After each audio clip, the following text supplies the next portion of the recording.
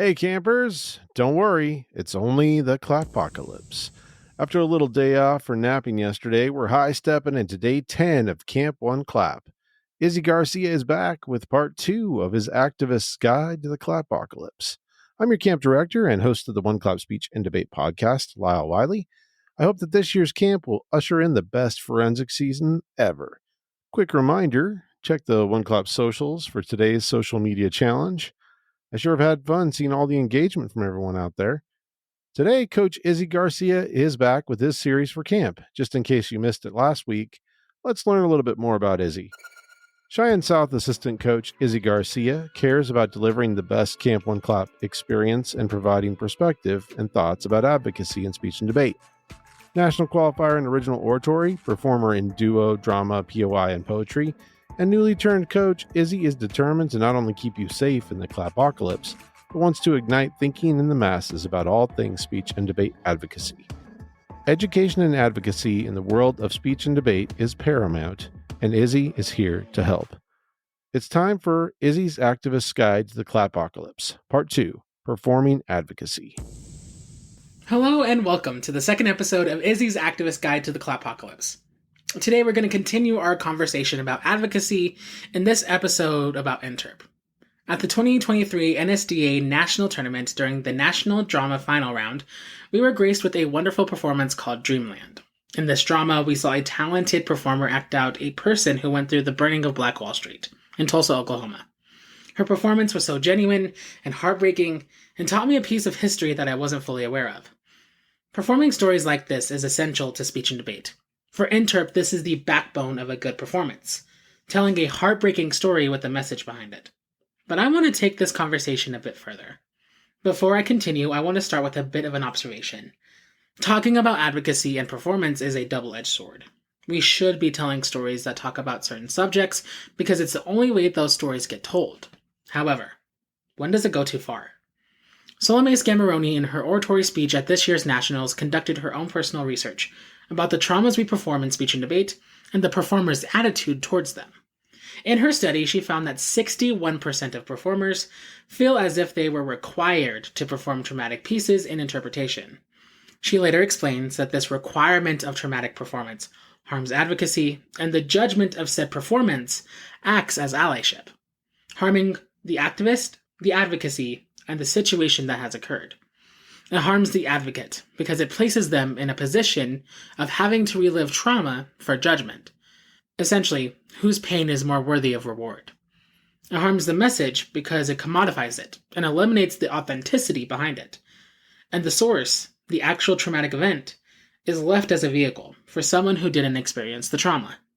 Now, that was intense, and this breakdown of performing intense stories isn't always the case. More times than not, when people perform these stories, it comes from a place of personal experience. Take 2022 Poi National Champion, Jade Ismail, on her personal experience during Poi. She performed a topic on trans identity and found success and peace in her performance, leading her to the national championship. Performing these messages, and the ethics around all of this, is very intense and shaky. I cannot touch every corner of the conversation, but what we can do is talk about the good, the bad, and the ugly. I'm going to rip the band-aid off and talk about the bad and ugly culture when it comes to performing certain stories. To limit the scope here, I want to talk about my personal experiences with what I believe is a bad use of advocacy in performance. What I don't want to do is point fingers and say this interpretation is bad just because it's a traumatic story. I have personally seen performances in both high school and college that were used for shock value. This is what I want to talk about and nothing more. The first time I saw what I call a shock value piece was during my first year of speech and debate, watching a performance of A Child Called It. If you're not aware of the material, A Child Called It is a story of a child who goes through some pretty intense abuse. There are many graphic scenes, and it's a very tough read. In my first year in speech and debate, and watching this performer's interpretation of the piece was nothing short of traumatic. Some of the worst scenes were performed, and after, there was an uncomfortable air in the room. A lot of people praised that performance for its shock value, but in conversations with this performer, I saw that this person was pretty unaware of how shocking the performance was. At some point, they told me that the performance was autopilot. At that point, it was second nature that they celebrated the fact that it was autopilot because it helped them with the performance. The issue with the concept of autopilot during a performance this traumatic is we fully detach ourselves from the message that we're trying to convey. While I do agree some elements of performance should be second nature, running on autopilot for such an intense performance is not good for anyone who watches or experiences this performance. Another performance that sticks out to me was one of mine. During my senior year, I was in a duo performance of The Other Room by Aridin Blaine. This play was about a student who was on the spectrum of autism and had a potential love interest that met him during his usual studies. The entire play was really well written and had a great story, but in hindsight, I felt uncomfortable playing the role of Austin. I'm not on the spectrum of autism, nor do I believe I had the agency talking about the subject.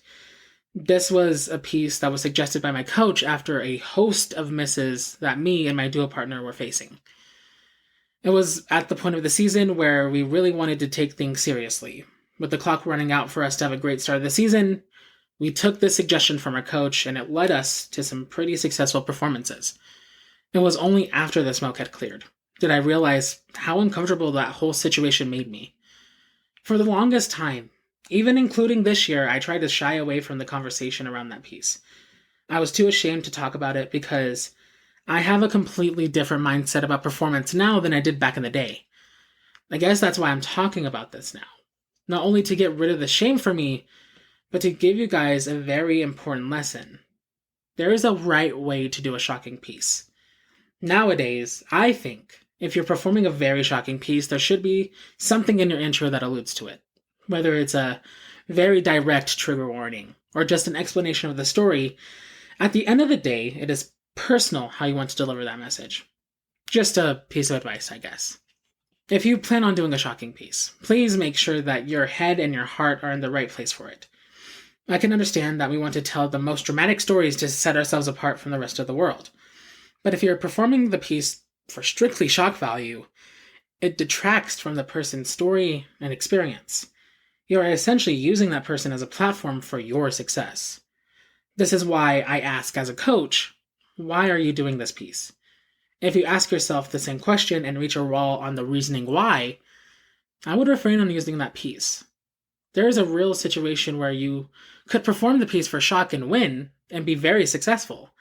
But I would argue that if you find the right piece that you want to talk about and perform it well, you'll have a better time with the entire performance. Dramatic performances in speech and debate are one of the most emotionally taxing forms of interpretation. To perform a dramatic piece over and over again for months at a time with little to no breaks, it takes something out of you after a while. Take it from me. I have performed some really intense pieces that have stuck with me to this day. I do tend to be a bit dramatic, but the impact of what we perform does take a toll on us and the audience we perform it to. If we're going to put ourselves and others under so much pressure, we have to do our part and make sure that we're telling stories for the right reasons, and that the stories that we are telling are something that we can stomach for the entire season. I think as speech and debate is so competitive and requires so much from us, we lose a lot of what we should be talking about, and how we perform makes lasting impressions in the entire circuit. One final point before we move on here is a concept that I've seen more and more around the circuit, and I want to give my 2 cents on. I understand, especially in the Wyoming circuit, that there's the lack of representation in so many minority groups. However, what doesn't help representation is if we choose to throw performances onto performers because they fit a certain identity. When I was competing in high school, the one type of piece that I wanted to stick away from was a gay piece. I wanted to perform pieces that told more of a story than just one part of my identity. I wanted to perform stories that I wanted to tell, stories that fit my experience. My entire speech and debate career in high school was a bit shaky. I came from a school that is fairly young and that it was trying to establish their own foundations in the world of speech and debate. Sometimes corners were cut. When I qualified for nationals, I was entered in 2 supplemental events, prose and poetry. I already had a poetry program, so that was no problem. However, the prose that I was given was a story about someone who was dealing with their own struggles of being gay. I protested so hard against this piece to no avail. I ended up going to those prose rounds, reading from a script, and nearly running out of the room out of embarrassment because it was something I didn't want to perform. But according to the person who gave it to me, it would be good representation and it would work for me because I'm gay. Tokenism usually ignores the stories that want to be told by the performer, commodifies actual stories and representation, and does nothing for the nuance and advocacy of the story. There was something pretty profound that was said by another one of my creative friends when it comes to this topic as we were brainstorming this episode. He said, reducing someone to their one singular traumatic experience reduces that person to the trauma that they have experienced and nothing more.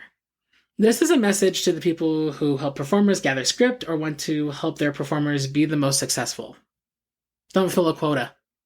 Don't push a story just because it fits a person's identity, or they can promote some quote-unquote good representation. We should stick away from using marginalized communities for just their experiences in that community. We reduce them to that experience. These performers have so much more that they could talk about rather than their identity. I hate having to talk about these parts of speech and debate sometimes. I have devoted 9 years of my life to this program, and I believe all of the good that comes from this. I truly do believe that speech and debate gives young people so many valuable skills that they can take into their careers and into their lives. However, it is necessary that we talk about this so we can prevent this space becoming something we don't want to see. I want to talk about the national champion of dramatic interp in 2023, Kylan Williams. Kylan Williams performed a piece called Miseducated, a piece about a black educator and how society and the people around him believed that he could be nothing more than the stereotypes that plagued his community. There was a moment in the intro where Williams dedicated that performance to his coach, to the one person that believed in him that he could be as successful as anyone else. It was a touching and powerful moment. After that dedication and powerful performance, he went and took the whole round and stood as the national champion. That night was filled with a lot of tears. When I was in college, I had the amazing opportunity to tell a very personal story in prose. Far different from my first experience. I performed a podcast episode called Brown Bad Boy. In the podcast, 2 Latin men were discussing the struggles of identity as Latino. A lot of representation that they saw in media was bad boys. People on television who had this bravado that was unmatched. But still, even though they had some representation, the pieces of the puzzle never fit right. I never related to a piece more in my life. For years growing up in a place that has little diversity, I was always confused on where I fit in and where the people that looked like me were. There is a recorded version of this performance that exists out there. When I look back on it, it was one of the times on this platform that I felt that I was speaking about what I wanted to and could potentially help others who were feeling the same. In speech and debate, we perform advocacy in ways that could help and harm certain communities. It is our responsibility to be on the right side of that spectrum. When we tell stories that are true to us, not only will we find success, but we heal some wounds in our society that only few can heal. There is good here. There are a lot of really good memories and stories and good representation. Not all of this conversation I want to focus on should be about the bad. We should be reminded that sometimes in the good, there is some bad. Remember, always tell stories from your heart. Tell them because they mean something to you. And remember that throughout all the trauma that we see in speech and debate, there's so much good that exists. Ugh. Okay, another week of heavy conversation and a real heart-to-heart. Thank you for tuning in to the second episode of Izzy's Activist Guide to the Clapocalypse, where I not only teach you how to be a good performer, but a good person as well. And do something nice for yourself today. You've earned it. Remember that your refrigerator is running, and you should probably go catch it. And as always, stay awesome. Thank you so much to Izzy for more of his thoughts on advocacy and speech and debate. Izzy will be back next week at camp.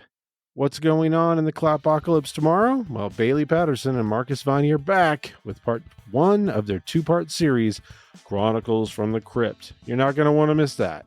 Remember to check the social media challenges on our socials every day of camp, and we'll see you tomorrow, campers.